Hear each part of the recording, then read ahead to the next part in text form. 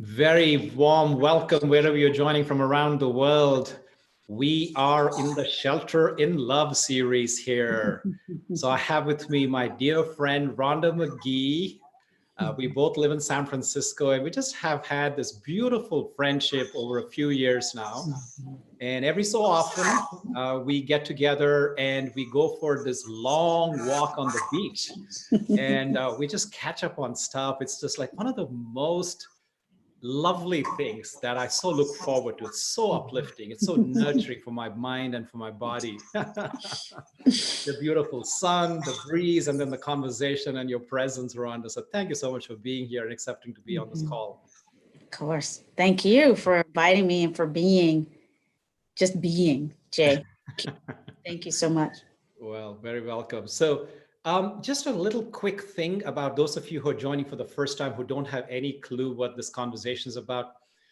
So this is a series that you all have asked for. I was supposed to be teaching a retreat right now in Japan, which got canceled because of all this lockdown, as you guys know. And then friends reached out and said, Jay, we want you to start something online where we can create community. And I started a series a couple of weeks ago, which was a 2-week series. It finished and then said, no, you can't stop now. And said, why don't you continue? I said, listen, let me continue, but then where I'm not the focus of this conversation, where I'm bringing this amazing group of friends that are part of my journey onto this conversation, and we have a dialogue here. So that's what we're doing. We call it Shelter in Love. And today, for those of you who don't know anything about Rhonda is just a super accomplished person. She's a professor of law at the University of San Francisco. She's been working for 20 years in the space of understanding the role of contemplative practices in social justice. And then most recently, she's come out with a book called The Inner Work of Racial Justice. And we'll talk about all of that as we go into this. So the first thing that I want to kickstart this conversation here is with a personal story. And this is actually from yesterday. So what happened was that I sent out this email blast to a bunch of people on my mailing list for years. And then I sent them a roster of all my friends who are going to be speaking on this show. And I got an email back yesterday from somebody who I don't really believe I've met this person, but obviously she's been on my mailing list for some time. And she looks through my list and she says, Jay, you have this amazing group of people, 15 speakers, only 4 of them are women. And you can do better. And so when I got that email, it felt like an attack first. But then I said, listen, just take a breath, feel into this thing. And then when I felt into it, what I realized is, yes, there is a disproportionately high number of men in this conversation than women. So then I asked myself, I said, why is that the case? And when I asked myself that question, what became obvious is that I'm the kind of person who likes both spiritual stimulation, spiritual conversations. That to me is very important. It's been my mainstay for years. But I also like people who are grounded in reality and who have certain worldly qualifications. So they've put together their life in a way it expresses certain depth. And that's because I think it's a reflection of who I am, right? As being somebody who's had 2 master's degrees, a national champion sailor, who's now teaching meditation around the world. I want to integrate the reality in the ground with the stuff up in the head, or you can call it the heart. I like this balance. And so as I seek this balance in my life, what I think is I seek people in my life who demonstrate this balance. And let's just be very clear that I love my women friends and my family who are women. And I believe about 80% of most of my gatherings, including the one that we're here on, are women.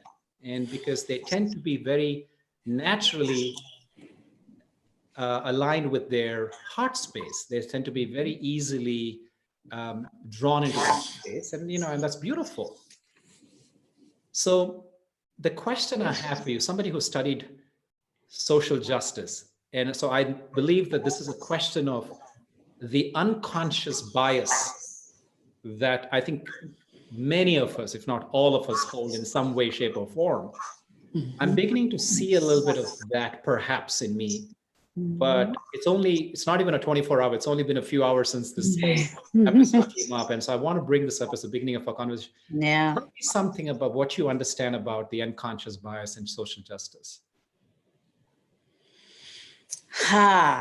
So thank you, my friend. And all of those who are on the call, I want to say thank you. First and foremost, for bearing with me because I have a little bit of allergies and it affects sometimes my speaking voice, and maybe my eyes are tearing up for a variety of reasons, but certainly because I have allergies right now. So this question that you're asking, Jay, is a very poignant one for me. It really is kind of at the heart of a lot of the intersections between the kinds of intellectual work that I've done in law and in sociology, social psychology, but also, it intersects very much with my own lived experience as a cisgendered, Black racialized in the United States context woman. So when you speak of that, like, a lot comes up for me. It's not just coming up in my mind, although of course my mind has a response to your question, but I also am feeling this in my body. And so I want to I want to say that that's part of how I see the marriage, if you will, of inner work and these kinds of questions of social justice. It's one piece that is to inquire what's going on in the body when these issues are arising. So I love that I appreciated that you said, you read the email and you felt a little bit of an attack and you took a breath. If we can continue in that vein, I think we can move our needle a little bit and continue working with this in a more depthful way. And I want to try to invite that right here, right now. So that I don't just go up here and that we don't, as a group, just go up here with this one. So what is this question really about? I think when we think about the ways that we've internalized understandings of, who we are through the language and lenses of identity, and through the language and lenses of success culture, let's put it that way, let's say that, right, which you alluded to. We have internalized those aspects of what it means to be alive and engaged in the world. And included in that, I think, inevitably, are messages that are part of the dominant culture. The dominant, meaning by which I mean the culture that prevails, that is most readily given access, that is, again, part and parcel of how our institutions, communities, networks, ideas, definitions of success, and so on and so forth have been formed. So we, all of us, soft-bellied, carbon-based beings, spiritual beings, kind of having a human experience, so to speak, all that's happening in a world. And we cannot but be influenced by that. And so this is just a shorthand for saying, there are personal, interpersonal, and systemic structural factors impinging on us all the time.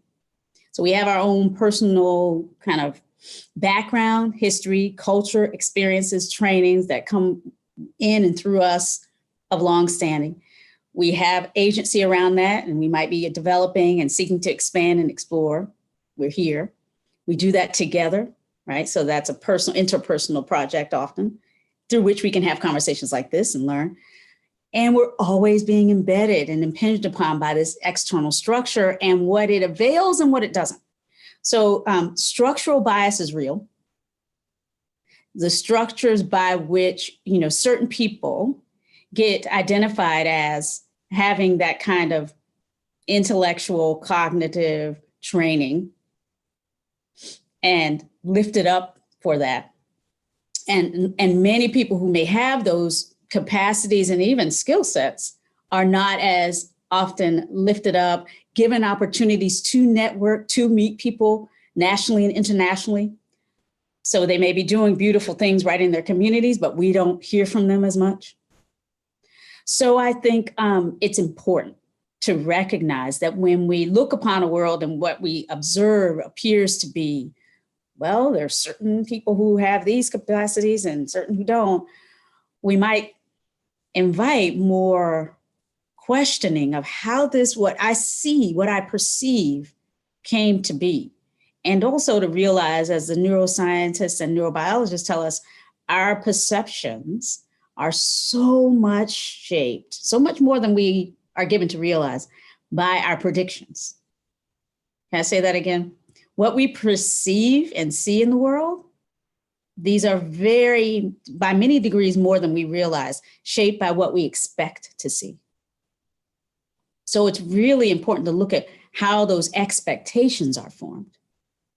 You know, how is it that we come to kind of expect, for example, because I think I heard a little bit of this in a prior conversation you and I have had, maybe a little bit today. If we expect that men tend to have more of that headspace engagement and be out in the world in that way, that's true to some degree, may not be as true as we expect it to be. But if we start to expect it, that is more or less what we will see more than might be for us to actually perceive.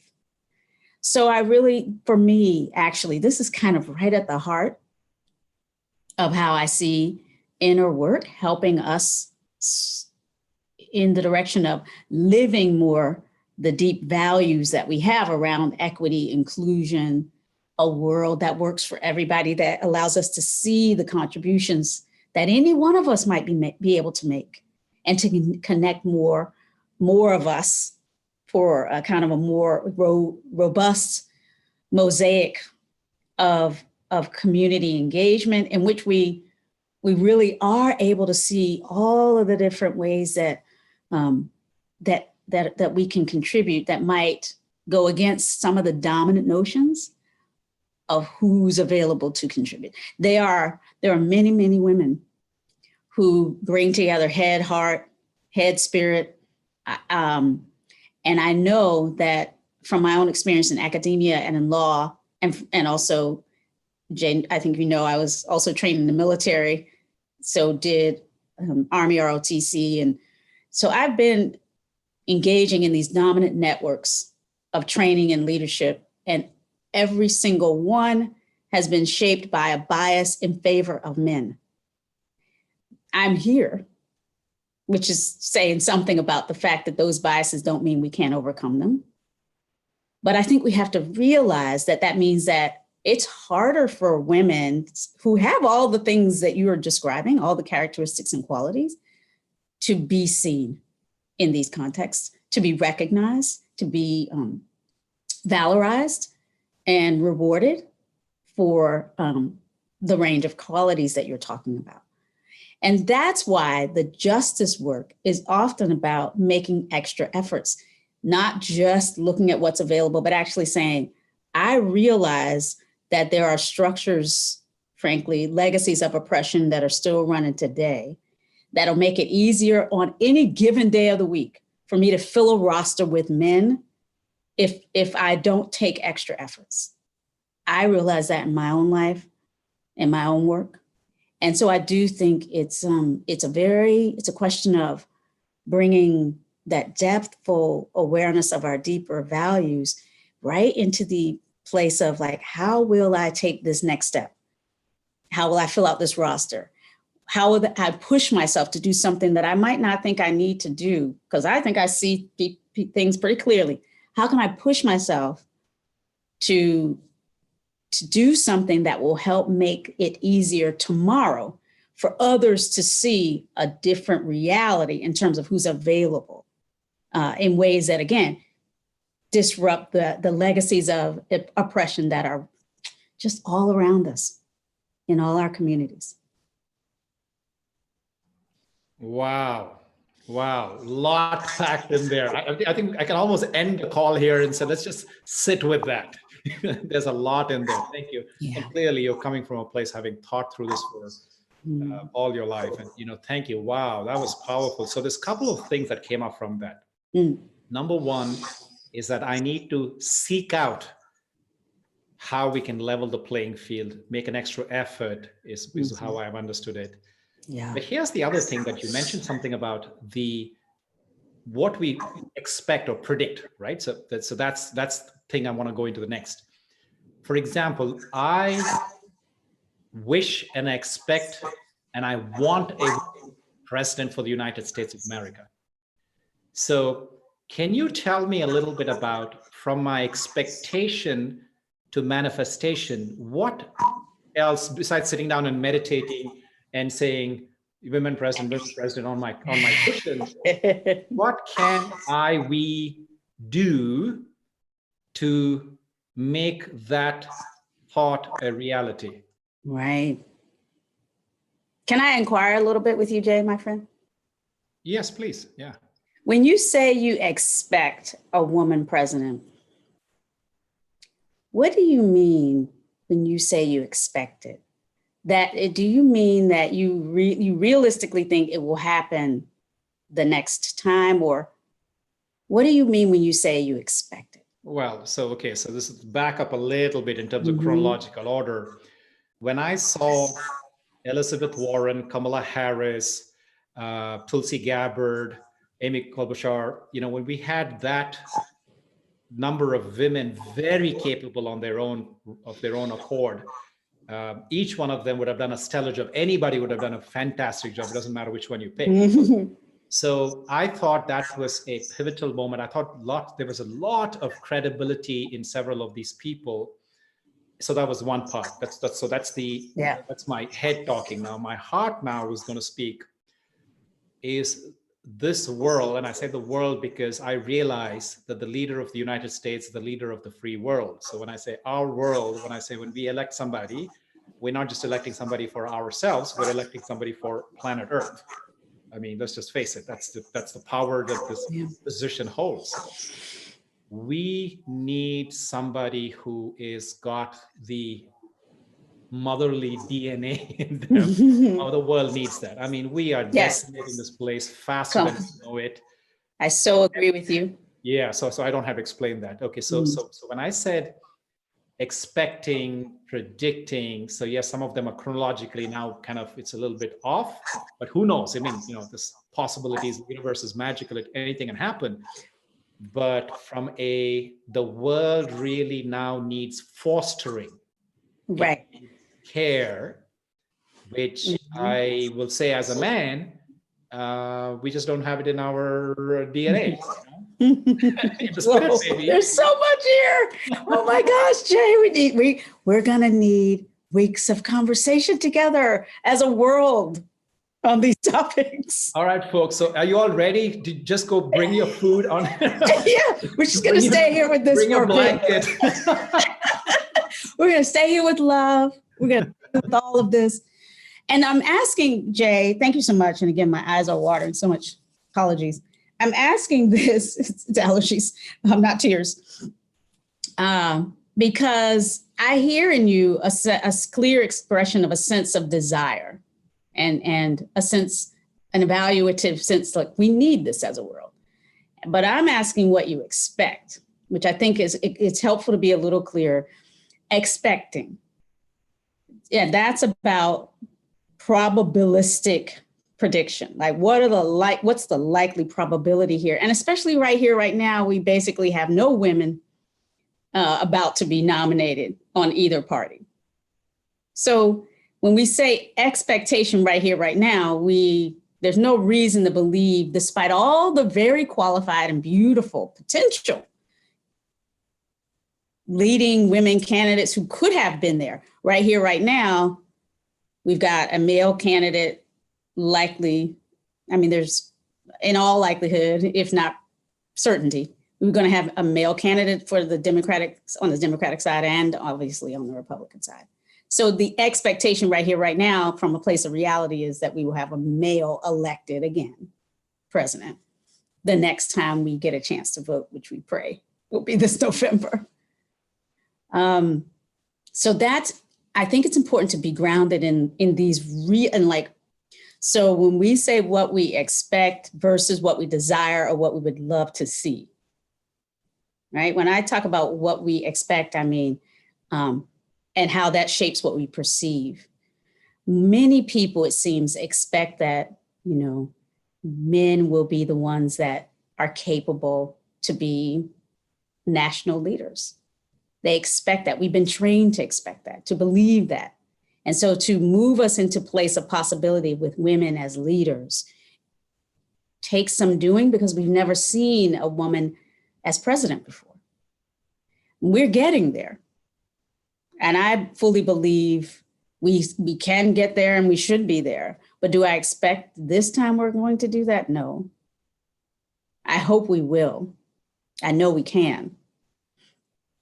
But I'd like us to shift out of this conversation about politics, which is dreary on a certain level for me right now, into something that's more enlivening. I do think it's important to talk about politics. I think sometimes when we feel our way into spiritual community, there is sometimes a desire to kind of withdraw from conversations about politics and to feel what John Wellwood, a psychologist, coined the phrase spiritual bypassing. And he coined it to talk about how those of us who engage in spiritual practice and community will sometimes sort of avoid, to have a temptation to avoid looking at more difficult kinds of, in his world, he's a psychologist, he was looking at personal psychological issues that people needed to work on that might be bypassed from I'll just be spiritual. I'll not look at, for example, the legacies of trauma and how that's impacting me, or, these issues of bias. You see how this notion of spiritual bypass has now been picked up and expanded to describe the many ways we might avoid dealing with realities. And some of that has to do with my work around looking more carefully about how bias shows up in our life. We sometimes in the spiritual community can sort of be like, well, I'm working so hard on my spiritual awareness, evolving into this sort of next level human being. How could I possibly have bias? Or maybe I shouldn't sully myself with politics, because all of that's in the human realm and I'm trying to, transcend it. And it's a beautiful kind of way of holding a deep, I think, aspiration for how to be, again, enlivened by the reality that we are spiritual beings, right? And so I understand the temptation sometimes that any one of us will feel who practice in whatever tradition or who see ourselves as engaged in inner work, kind of want to recede or retreat from some of these more exhausting aspects of our everydayness, our embodied, community engaged lives. And yet, it's my own journey has been about being recognizing the way in which I am sort of a spiritual being in a world.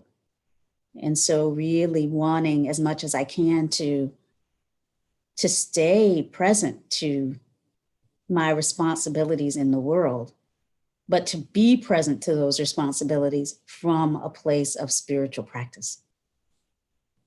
And that to me is why everything that we're talking about invites ongoing. I was only partly joking when I said we need a long conversation, because in my view, everything that we're talking about, these are just different avenues into a deep conversation and way, deep practice around that intersection between inner and outer life. So different doorways in, different challenges that come up, that deep inquiry that we're all about, I think. How is it? I mean, unless we're going to be monks, unless we're going to live in monasteries, I would imagine most people on this call are living in the world and, in family life. Some traditions would call this householder, right? But we're living and we're taking care and we're teaching and we're studying and we're doing these things in the world. how do we marry, if you will? How do we are doing it. How can we become conscious to the ways that our spiritual inner lives are kind of coming up against these other ways of being in relationship that may not see our depth, that may not be about, for lack of a better phrase, I'm going to say universal human dignity, which I see as one of the ways of seeing the link between spiritual and political. It's recognizing the ineffable kind of awe-inducing quality of what it means to be alive together, and trying to enact ways of being in the world that fully respect humanity, personally, interpersonally, and collectively, structurally. We, I think, as a humankind, are not there yet, but I think we've been working on it, and it's sort of why I'm here, to be a part of that with you. Beautiful. So the key, the highlighted, underlined word I took away from all of this is universal humanity. Mm-hmm. Right? So we're talking so much right now, this is rhetoric around universal basic income, but I think there's something that you're bringing up, which is even more fundamental, which is our universal common humanity. Absolutely. Yeah, so very important. So I'm going to ask you to lead us into a meditation now. That is a beautiful segue into our own humanity, into our heart space, if you will. Yes. Oh, I'd love to. So I'm going to offer a meditation that I call, I just use the phrase calm abiding for it, but it's not so special. It's something I'm sure in some way or another, many of us may have some similar practice as part of what we do regularly. It begins with simple meditation, awareness of body and breathing. So I'm going to ring the bell right now. I happen to have a bell. As you all know, you don't necessarily need a bell. You don't need anything special for centering and grounding. My teachers in a variety of traditions, I was raised in a Christian household, but found Buddhist teachers who have really sustained me in the particular path that I'm on right now. So often a bell is part of the support for me in my meditation, but you don't need one. But since I have one, why don't I ring it? And let's see if we can explore together how the sound of the bell can be a support for dropping in, centering in this moment. So see if as you can hear the bell where you are as best you can, sense into how listening, focusing on the sound of the bell can be a support for dropping into your inner state, whatever it's like for you in this moment. And I'll gently guide us through a meditation from there.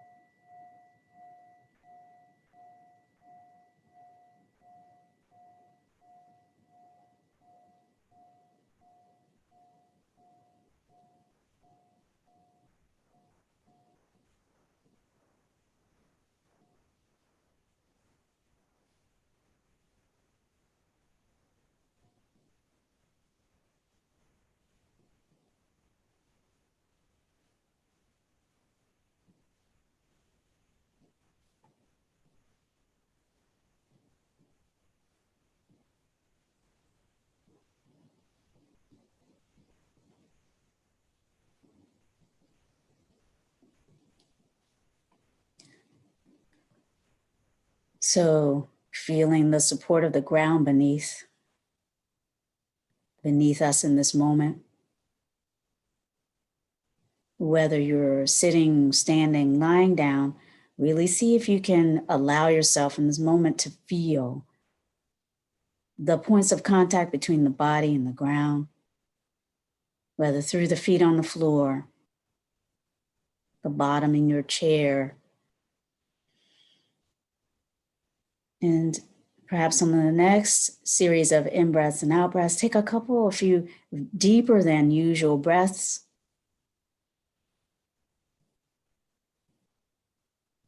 And allow yourself really more fully to drop into a sense of your own belonging in this moment,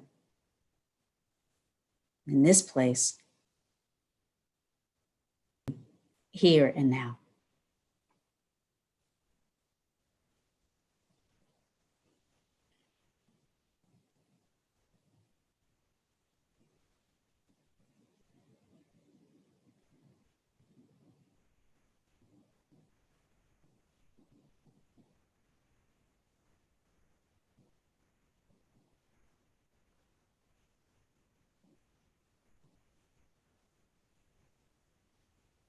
Allowing the sound of my voice, as much as you choose, to be an additional support for you in this moment.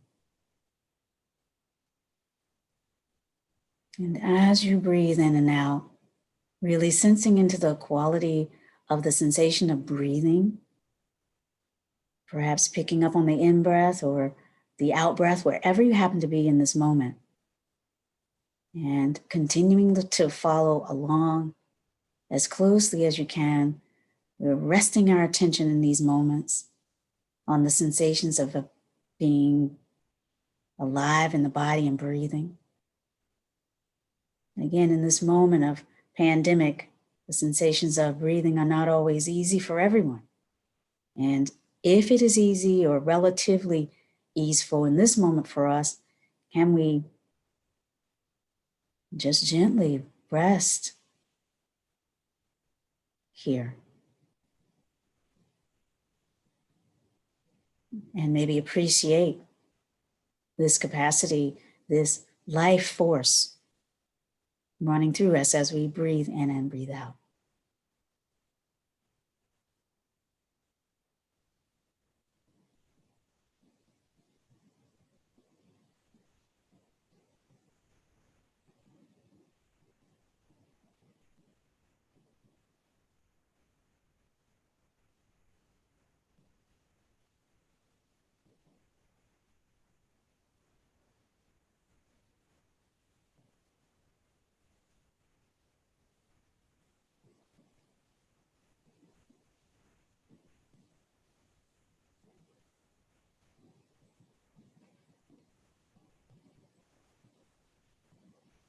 You might place one hand over the heart, one hand over the belly button.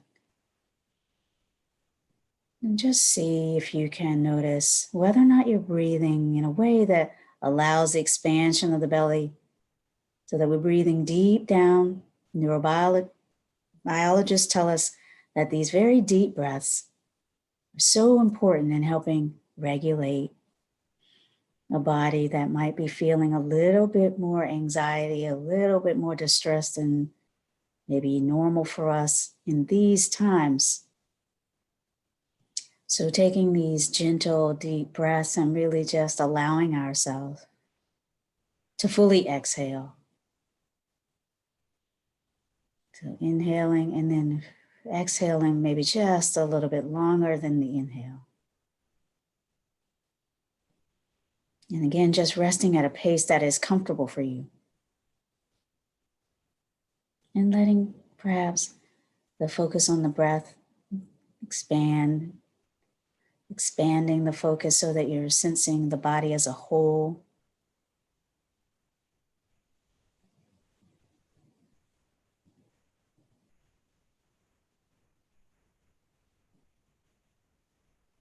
And as you do so, sensing into what is well within you. Maybe gently scanning, beginning on the next in-breath, scanning up from the feet on the floor, gently up through the feet, the ankles, the lower legs as we breathe in and out, through the knees and the thighs, If we're sitting, perhaps again seated, feeling the points of contact between buttocks, chair, breathing in and out through the groin and midsection, this belly, right? This is such an important region for well-being, your core, the musculature and organs of this region, so important. Just breathing gentle appreciation for whatever is working well in the body right here, right now, with whatever imperfections, noticing and amplifying what is well. And breathing in and out as we scan gently up through the lungs and the heart region, the shoulders, noticing any tightness, and perhaps on the next out breath, releasing, dropping the shoulders and expanding the heart and the chest region. And if you can open just a little bit more as you breathe in and breathe out.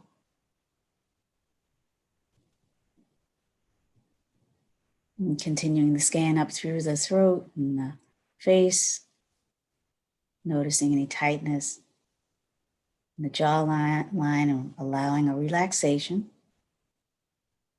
softening the eyes, whether closed or open, breathing in and out, up through the crown of the head, and really noticing whether or not, as we attend to the head space, if we are sensing our attention focused in the frontal lobe, prefrontal cortex, brain scientists tell us, or if we can shift our sense of attending toward the crown, toward the back of the brain, allowing the expansion in the head space, imagining maybe a sense of the waterfall cascading down from the crown, down through the back. And as we breathe in and out, realizing that there's such a beautiful and integral connection between the nerves running through the crown of the head, down through the spine, encircling or interconnecting all of the major organs, the vagus nerve system. As we breathe in and out, we're strengthening that system that is so important for well-being. So these deep conscious breaths are really important to just integrating our inner capacities for just resting in our wellness.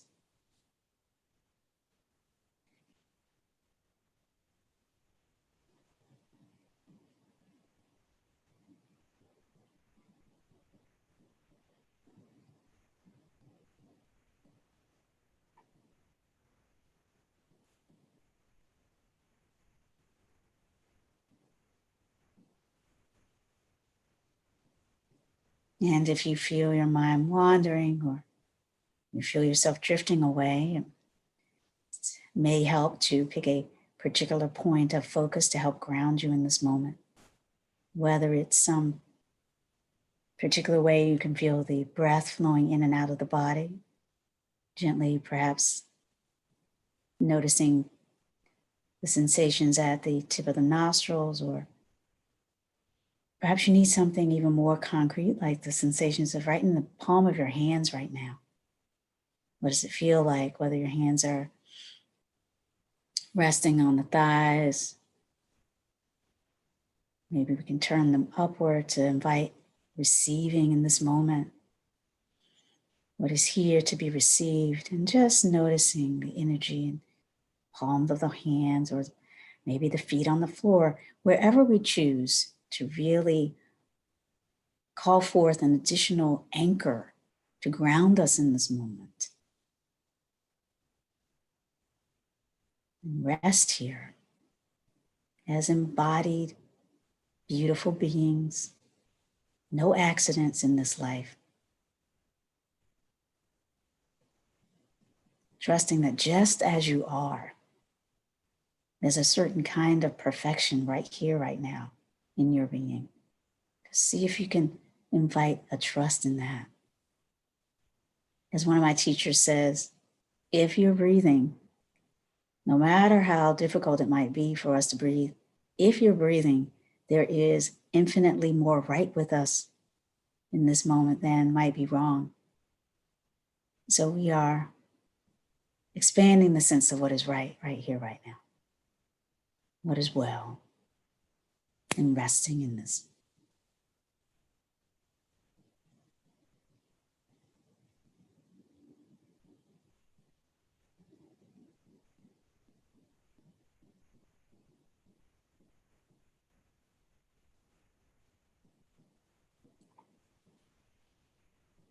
And now, if you're willing, I invite a kind of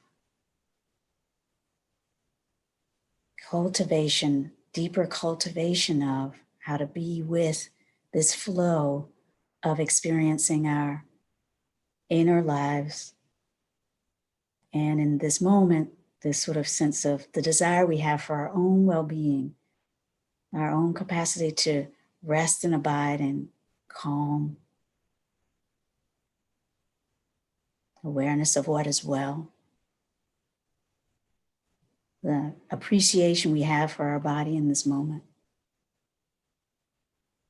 the sort of joy that can come just from being alive. So the invitation is to kind of, as we breathe in, see if we can just sense into where we're feeling the well-being in the body right now.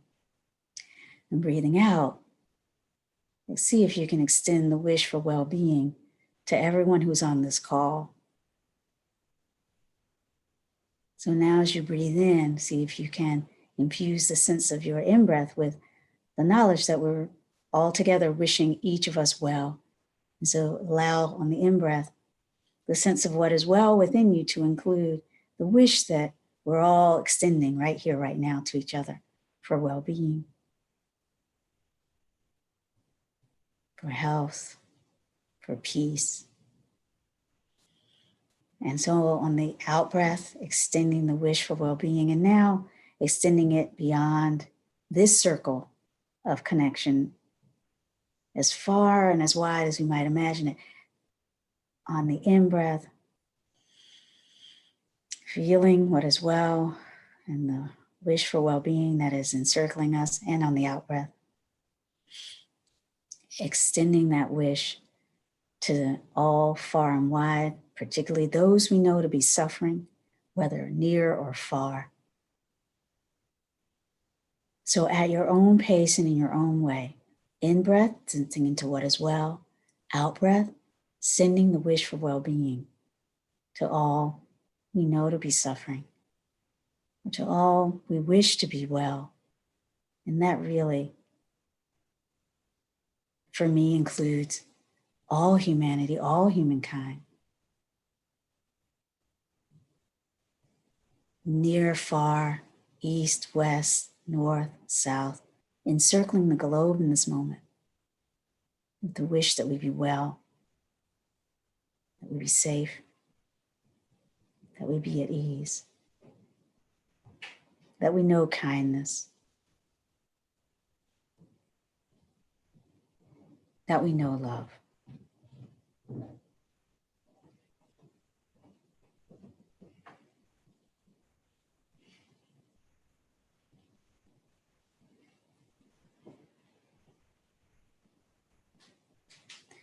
So simply in the next few moments, resting in the flow of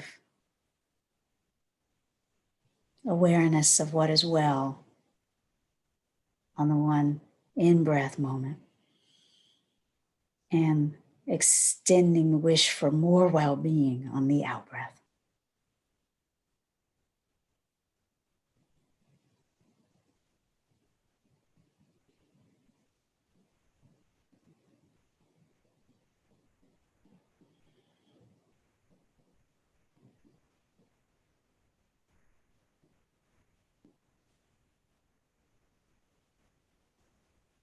And as and when you're ready, dissolving that particular practice and simply resting in calm abiding with what is here right now, checking into the quality of your own heart, body, and being, feeling the tenderness of your own heart, your own goodness,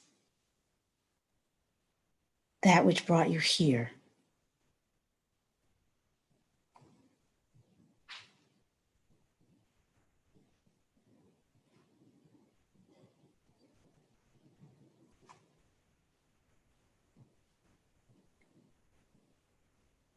The life force that called you into being.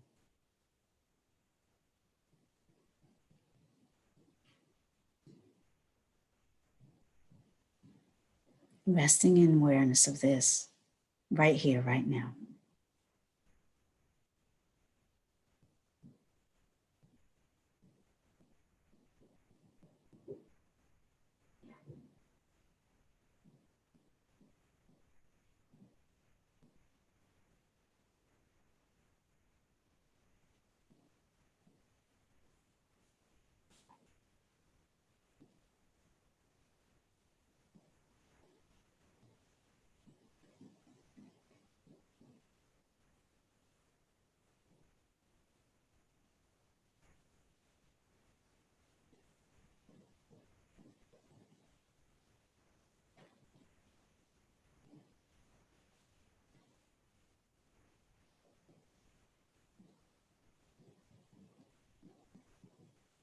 As we draw this period of formal meditation together to a close, the invitation very gently here is to inquire as to whether there is one word that might capture some aspect of the quality of the experience of this time together that you might want to name for yourself. One word that captures what is alive in you right now that you might want to, as best you can, continue as a thread as you move forward into the rest of your day, into the evening, depending on where you are right now, into the rest of your journey. Knowing that in a real sense, the meditations we do and practice moments like this are for our lives, off the cushion, so to speak.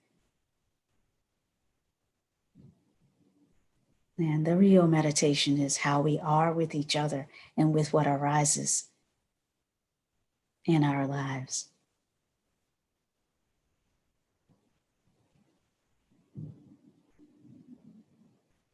May we be well. May we be safe. May we be enlivened by the flow of our experiences, that which comes and goes. May we rest in equanimity as we go forth from here.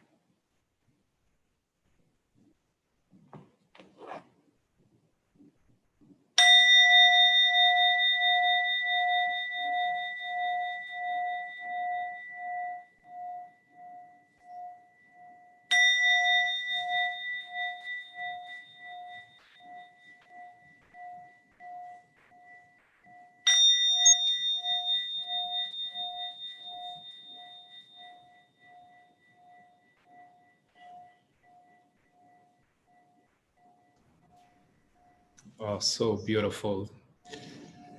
Oh, much needed pause after that conversation. And I'll be very honest. I'll just come out and say this, that, the first few minutes, I probably even say even maybe 7 to 10 minutes of this meditation, I was still replaying the conversation, some of the ahas, some of the, it's so important to have a mirror be put against your face so that you can see yourself for who you are, and especially the unconscious stuff. So I am very appreciative that you made this meditation long, because it took me that long for me to shut off the intellectual. As you can see, one of my things, whether it's a gift or a curse, I live in both the head space and the heart space, and to turn off one to get into the other was a true effort. And so thank you for extending it. So folks, go ahead and punch in your questions in the Q&A window. And I know there's many of you watching on YouTube. go ahead and put it in your chat. I have a colleague who's going to copy paste it into the Zoom because I'm only focusing my focus and not be distracted too much. So my colleague will copy paste them from there to here. So go ahead and put in your thing. And while the questions are coming in, while the questions are being formulated, I have one thing for you, which I have thought about a few days ago. So we talk about this idea of justice. So I'll just be upfront and just keep it in simple, plain street language, right? So the black man thinks the white man is oppressing him. There's injustice there. Then the black woman who's married to the black man thinks that she's being oppressed by the man, right? So there's injustice there. And if you look at the other pictures, okay, this is all happening in America. Somebody in Iraq is saying all of you Americans, black, white, colored, whatever you are oppressing us and taking us, using us as pawns for oil. And then the sheep and the cows and the goats and the chicken in Iraq are saying, you human beings are oppressing us and taking advantages, and there's injustice there. So is there something, where is the justice and how do you seek it out? Or in the words of Yuval Noah Harari, he says there's no such thing as justice. Justice is something that's, have you read his book, Sapiens? Oh, yes. I am reading it right now. Okay, so then maybe you haven't got to this, but where he makes a very clear statement. He says, justice is a figment of human imagination. It's something that it's man-made. It doesn't really exist. Your thoughts on that? So I can't wait to get to that part yet in the book.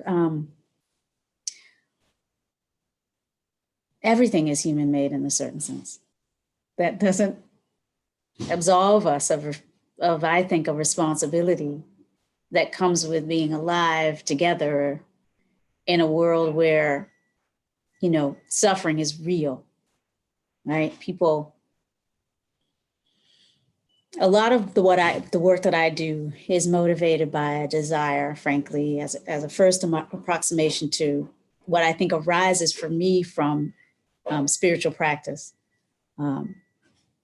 This desire to minimize my own harm and suffering, and to minimize suffering in the world. So I recognize, like, say, folks on the call who might be in medical professions or other disciplines where you get up every day, your objective is to heal a certain kind of suffering, right? You work in a hospital setting or you're a healthcare provider. Right now in this moment, people are literally suffering and putting their lives on the line to help alleviate it in a very physical, visceral way. And for most of us, the work that we do to alleviate suffering is not quite that literal. But I'm using that as a metaphor to help us recognize that there is some reality to the fact that suffering is real and that we can engage each other in ways to alleviate it. And so we're never, though, on the other hand, privileged with a magic ability to alleviate all suffering. I imagine if I were a medical doctor, let's say, I imagine, to make it even more poignant, a kind of a doctor treating children with COVID right now, who were really in some serious stages of distress. If I were to lose one patient, I could imagine being filled with despair and maybe even feeling like, well, suffering just exists, or maybe it doesn't exist, it's just a concept. So maybe I don't need to take action. No. We do what we can where we can for the next patient, for the next person. So we can get very good with concepts. I'm a law professor, and I'm also a person who loves to inquire deeply, right, into words and how we hold them and, conceptual reality and how we might dissolve that more and more. But I don't fool myself into thinking that, how we are with each other doesn't matter. It does matter. To me, that's one of the deep teachings of the Buddha, teaching, sort of as one teacher. There's so many teachers that inspire the work that I do. But this teaching around looking at how our actions in the world, to the degree we get up off these cushions and do things, actually impact others. That's just, to me, kind of a first approximation to what I mean by justice. How are my actions having an impact on others? And recognizing the difference between intent and impact. That we can intend all kinds of beautiful things, and actually our impacts might not always be making real and manifesting our intentions. Now, this is not to crowd us in with judgment and recrimination, but it is, again, part of this invitation to wake up more to, how is it that I tried this one thing, it landed this way, what can I do the next time to minimize the gap between intent and impact? And to do all of that with a certain kind of kindness, and to start first with ourselves. All of these things are about a way of thinking about what justice means, including, as you know, I write about this in my own work, seeing justice as a form of love, frankly. You know, in America, we have this sort of hallmarky notions of love. It's kind of this thing we make light in a certain way of, or use in transactional senses to get things from people. But for me, we're talking about a public-facing care and concern that extends to us as human beings.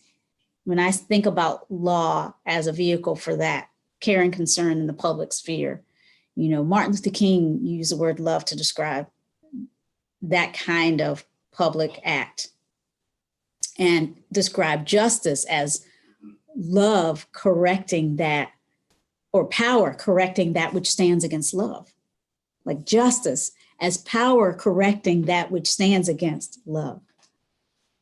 And he is not alone in thinking about the relationship between love, power, and something we might call justice. Cornel West today is a philosopher who says, you know, justice is what love looks like in public. But I think of justice as well as having personal, interpersonal, and these public implications. So right here, right now, how we take care of ourselves, that calm abiding practice, to me, that's what I would call an example of personal justice. So it's all, for me, a way of thinking about how we might respond more skillfully to manifestations of suffering in our world. We're never going to free the world from suffering. It exists and it will. But the path of, some of us resonate with the term bodhisattva, the spiritual teacher in the world, is to do what we can in the time that we have, recognizing it's all, you know, fleeting, such that as we move through the world, we minimize the harm to ourselves. First approximation: am I drinking water? Am I resting? Am I caring for the suffering that's here in my heart? Am I working to heal my traumas? And from there, am I at least doing as little harm as I can, but also meeting the reality that I sometimes will cause harm, even as I would not like not to, meeting that with a compassionate holding that there is this big mystery that maybe is a field beyond right, wrong, judgment, knowledge, suffering. So it's that, to me, that multidimensionality doesn't absolve me of responsibility, but also helps me recognize in those moments when I might be tempted to feel despairing about, wow, there's a lot of suffering, it's never going to be, recognizing that ultimately all the suffering, the non-suffering, the stories about it, it's just kind of one mystery. We're never going to fully understand it all, but can we bring, while we're here, as much love and commitment to alleviate suffering as we can, and then let go of too much attachment to outcome, because this is a mystery. All of it is. Wow. How come we don't talk about this when we go for our walks? I mean, no, we can. Let's go. Let's talk about something completely different. So the three things that I got away from this is justice is really closing the gap between intention and impact. Second, it is love demonstrated as concern and care in the public. And the third, which is very important, the barometer for this, my own suffering. I think that is tremendous right there. I think this is such a beautiful, and I know you have a call in 14 minutes and I want you to be able to go take a breath, get a drink, take care of yourself. Take some water, exactly. But if there are questions that are coming that I haven't been able to attend to, I'd love in conversation afterwards, Jay, with you, and right. For me to see them. But just to know, those of you on the call, as we close this, Thank you for being here. It's a pleasure and a joy to be in conversation with you, Jay. Yeah, no, absolutely. Absolute delight. So what I'm going to do is here's the invitation. So to your point, I'm going to take, there are two questions we haven't gotten to. How about we continue this on Facebook? I know that both these folks are on connected with me, Reena and Diksha. So I'm going to go ahead and post the video, and right below that, we're going to copy and paste these things, and then Rhonda will reply, and so we can all be continue the conversation. So a quick plug for tomorrow, so those all of you know. My guest tomorrow is Yogesh Sharda, who will be joining us from Istanbul, Turkey. Now, that is a very different part of the world than most of my guests in this series have been. As you can imagine, they're going through so much politically, economically, from the refugee standpoint, etc. So he will bring, and he's a meditation teacher and an expert in social and emotional intelligence. And please join me tomorrow, same time, same channel. Until then, thank you so much, Rhonda. Thank you for all of you who participated. Be well. Thank you.